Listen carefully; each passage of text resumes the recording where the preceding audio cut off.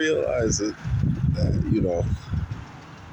I heard this guy break down chess, and I play a lot of chess.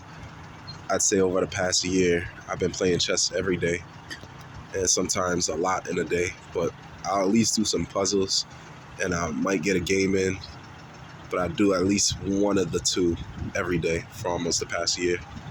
And I heard this guy break down chess, people thinking chess helps you think several steps ahead, myself included. That was a belief I had. And he broke it down what it really was that chess players do. And he was saying it's not that they um, see several steps ahead and that they're thinking 10 steps ahead, 20 steps ahead.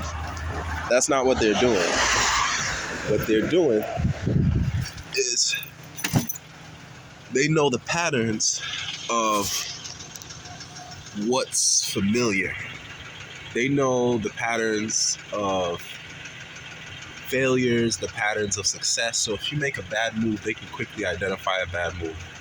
If you have a pattern that leads to a certain set of moves thereafter, they've recognized that pattern. And the only reason why they recognize it is because they've done the pattern so many times that they know the whole sequence. So once they see you make one move, they can see the next 10, 20 moves because they kind of already know these are the set options that you're going to be forced to choose as your best possibilities. As assuming you're making the best possibilities. If not, then they know you're going to make more mistakes. So they quickly know how to identify mistakes, and they quickly know how to identify patterns. And I thought about that. I said, that's actually more of what the highest level, that's literally what the grandmaster chess players are doing. And I think about that in life. It's like, how many huge identifiable mistakes can you make? Well, getting married to the wrong person who could divorce you and fuck up half of what you've earned.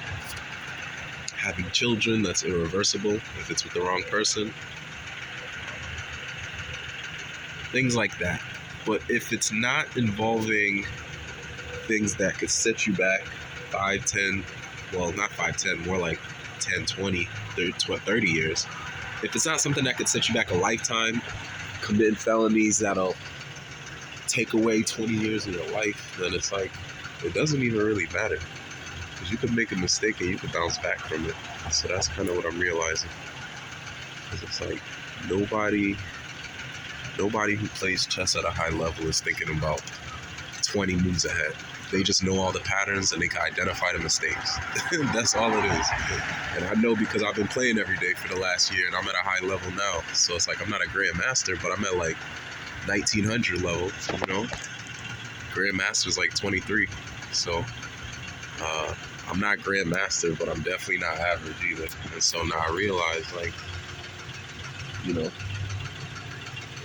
that's definitely what it takes to see those patterns in advance. And so I just want to share the analogy for life. Like, it's more valuable that you see patterns and you can identify patterns quickly with little information, and that you can identify mistakes quickly, more so than, and the only way you can do that is just by playing the game of life as much as possible, getting as many iterations. You're not going to do that by mentally working examples out in your head, because one thing goes off of what you thought was going to happen, and then that whole mental iteration of your thought out example doesn't work out the same way. So now it's like you're back to square one. So the only way you can really see that in life is just to do as many things in life as possible.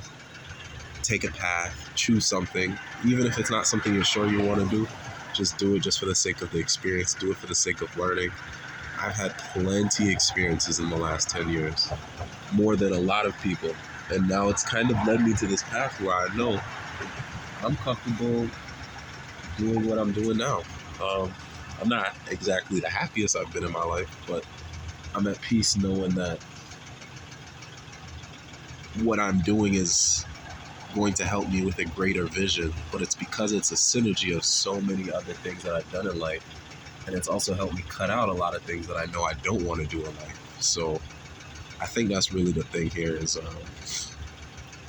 knowing how to cut out what doesn't belong for you, knowing how to avoid the unavoidable mistakes, being able to quickly identify patterns with little information, and recognizing that all of those skills only come from doing and failing quickly and learning when to quit quickly. So that way you can quit to what doesn't belong to you and commit to what does belong.